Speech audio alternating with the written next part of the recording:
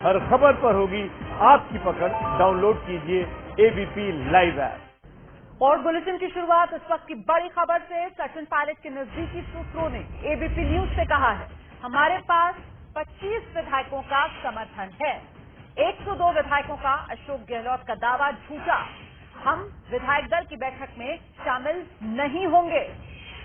सुलह का ऑफर जो कांग्रेस की तरफ से दिया गया था सचिन पायलट को, अब ऐसा लग रहा है कि सचिन पायलट गुट ने मन बना लिया है। कांग्रेस में वापसी का कोई मूड नहीं है। और बड़ी खबर यह कि 25 विधायकों के समर्थन का दावा सचिन पायलट गुट कर रहा है। हम सीधे रुख करते हैं, मेरे साथ मेरे सहयोगी आदेश इस समय मौजूद हैं और जानकारी के साथ। आदेश, मतलब वापसी का जो ऑफर कांग्रेस पार्टी दे रही है उस पर तो सोच विचार का कोई प्लान है ही नहीं। अभी भी बागी सुर सचिन पायलट केंद्र से। देखिए रोमाना, ये बेसिकली पलटवार है। जिस तरीके से रणदीप सुरजेवाला ने जयपुर में कहा है कि वो फोन करके बता दे कि वो कब आएंगे, उसके बाद ये खबर बताई गई है कि 25 विधायक हमारे पास हैं और जो दावा किया जा रहा है कि 102 विधायक जयपुर में मौजूद है वो झूठ है और हम आज की मीटिंग में पार्टिसिपेट नहीं करेंगे। यानी एक बात तो साफ है कि विधायक दल की बैठक को लेकर जो बोला जा रहा है कि आपको नोटिस भेजा जाएगा या आपको सस्पेंड कर देंगे, यानी एक डर पैदा करने की जो बात हो रही थी उसको लेकर तो साफ हो गया है कि इस तरफ के लोग अब झुकने वाले नहीं है। और एक और महत्वपूर्ण बात, आज सुबह लगभग 12 बजे के आसपास कुछ देर पहले माफ कीजिएगा, सचिन पायलट की बातचीत कांग्रेस पार्टी के एक वरिष्ठ नेता से हुई है, जिसमें उन्होंने ये कहा कि मेरे साथ न्याय नहीं हुआ है, मेरे साथ जस्टिस नहीं हुआ है। तो पार्टी की तरफ से कहा गया कि अगर तुम भाजपा जाओ तुम्हें वहां कुछ नहीं मिलेगा। तो ऐसे में पार्टी के भीतर रहकर लड़ाई लड़ो। और दूसरी तरफ ये दावा ठोकना कि हमारे पास 25 विधायक हैं, 102 का दावा झूठा है। यानी अभी मामला गर्म है, दोनों की तरफ से पलटवार जारी है। रोमाना, आप रहिए मेरे साथ, आदेश में लौटूंगी आपके पास। तो ये बड़ा दावा जो ठोका गया है सचिन पायलट गुट की तरफ से कि साहब हमारे साथ तो 25 विधायक हैं, ये 102 विधायकों की बात जो कही जा रही है गहलोत की तरफ से, वो दावा गलत है। और देखिए, अभी कुछ देर पहले कांग्रेस प्रवक्ता रणदीप सुरजेवाला प्रेस कॉन्फ्रेंस के लिए आए थे। उन्होंने इस प्रेस कॉन्फ्रेंस में कहा कि दरअसल सरकार इनकम टैक्स छापे के बाद ईडी से भी शिकंजा कसवाएगी। अब खबर है कि मुख्यमंत्री गहलोत के बेटे के करीबी समझे जाने वाले रतनकांत शर्मा के होटल पर ईडी ने छापेमारी की है। ये होटल जयपुर में मौजूद है। रतनकांत शर्मा मुख्यमंत्री गहलोत के बेटे वैभव एक कंपनी में डायरेक्टर भी बताए जाते हैं।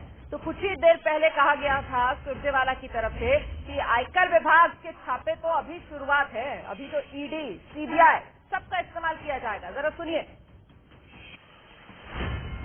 भारतीय जनता पार्टी के 3 अग्रिम विभाग हैं। फ्रंटल ऑर्गेनाइजेशन है बीजेपी की। एक फ्रंटल ऑर्गेनाइजेशन है इनकम टैक्स डिपार्टमेंट, एक है एनफोर्समेंट डायरेक्टरेट और एक है सीबीआई।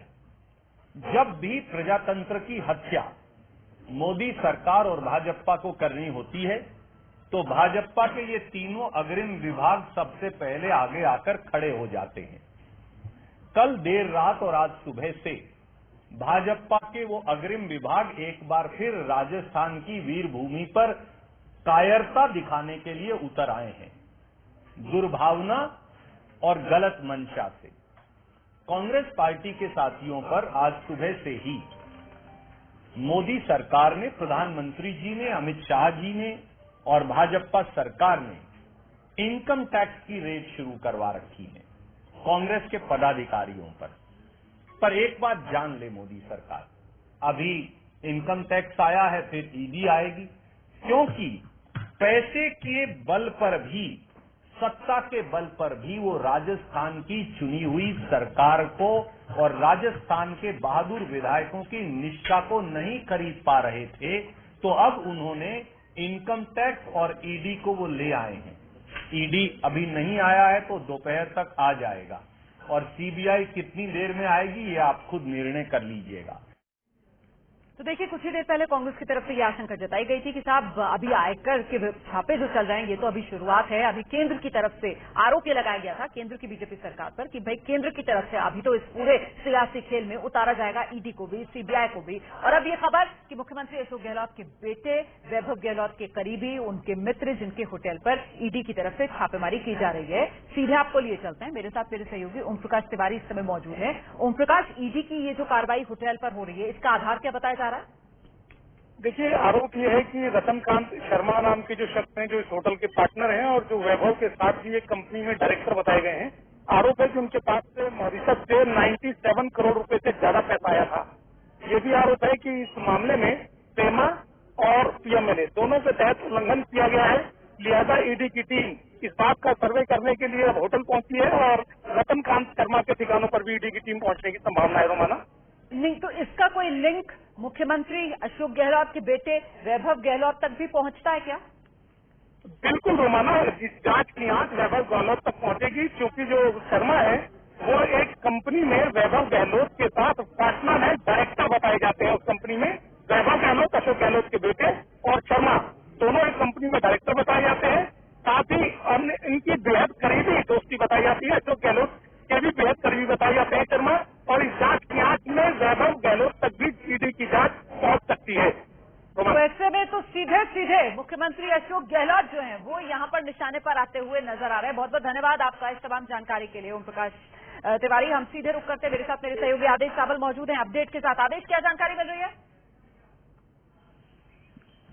देखिए रोमाना, जैसे मैंने पहले कहा कि दोनों तरफ से पलटवार जारी है और रणदीप सुरजेवाला ने पहले कहा कि हमने आपके दरवाजे खोल दिए, आप फोन करके आ जाइए। तो इधर से सचिन पायलट की तरफ से कह दिया गया है कि हमारे पास 25 विधायक हैं, आपके जो 102 विधायक का दावा है वो झूठा है। यानी आज की बैठक में, आज की जो बैठक होने वाली है 2 बजे या उसके बाद, उसमें सचिन पायलट के जो लोग हैं वो शामिल नहीं हो रहे हैं और ना ही सचिन पायलट जा रहे हैं। अब ऐसे में इसके रिपरकशंस क्या होंगे वो देखने पड़ेंगे कि क्या पार्टी की तरफ से, कांग्रेस की तरफ से इनको कोई नोटिस भेजा जाता है कि आप क्यों नहीं आए और क्या आपके खिलाफ कार्रवाई करनी चाहिए।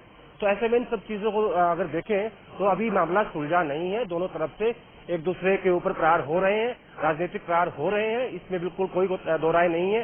हाँ, सचिन पायलट के लोग अभी भी गुड़गांव के होटल में मौजूद है, जहां बाहर पूरी पुलिस मुस्तैदी के साथ वहां पे रखा गया है होटल में, और सचिन पायलट दिल्ली में मौजूद है। वो आज जयपुर की बैठक में नहीं जाएंगे। नहीं तो ये जानकारी मिल पा रही है क्या कि पहले तो इस खेमे की तरफ से 30 विधायकों का दावा किया जा रहा था, अब जिस तरीके से 25 विधायकों का दावा किया जा रहा है, तो क्या ये 25 के 25 विधायक इस समय वो हरियाणा के मानेसर के होटल में ही मौजूद हैं क्या? रोमाना, सिर्फ एक होटल नहीं, 3 होटल बुक किए गए थे, उनमें अलग अलग जगह पे रखा गया है। ये कहना बड़ा मुश्किल है कि आईटीसी भारत में ही 25 विधायक है या उनको कहीं और भी रखा गया है।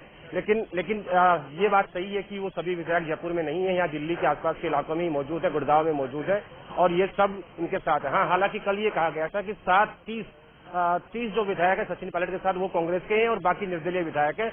कुल 37 का दावा किया गया था, जो अब घटकर 25 पर आ गया है। तो ये जरूर कहा जा सकता है कि कल से लेकर अब तक कुछ विधायक उनके कम हुए हैं और इसीलिए कुछ टाइम के लिए मीटिंग को भी पोस्टपोन किया गया, क्योंकि कुछ विधायक जो है वो बाय रोड जयपुर पहुंचने वाले हैं, जिसके बाद ये बैठक शुरू होगी। और इतना ही समय बातचीत करने के लिए, सोचने समझने के लिए सचिन पायलट को भी दिया गया है कि आप भी देख लीजिए, विचार कर लीजिए, और आप अपनी मतलब पार्टी में हैं, आप जो भी बात है पार्टी के अंदर कीजिए, अपनी बात पार्टी को अंदर रखिए, बाहर जाके लड़ने से तो फायदा नहीं होगा। इसीलिए उनकी बातचीत आज सुबह कांग्रेस पार्टी के वरिष्ठ नेता से हुई है। उन्होंने अपनी बात रखी कि मेरे साथ न्याय नहीं हुआ और मैं अपने लोगों से बातचीत करके बताऊंगा, और कांग्रेस पार्टी की तरफ से कहा गया कि आप पार्टी के अंदर रह के अपनी बात रखिए, बीजेपी जाके आपको ज्यादा फायदा होने वाला नहीं है। तो कुल मिलाकर मैं ये समझ पा रही हूँ आदेश सावल कि ये जो राजस्थान का राजनीतिक रण है ना, ये अभी भी बेहद दिलचस्प बना हुआ है।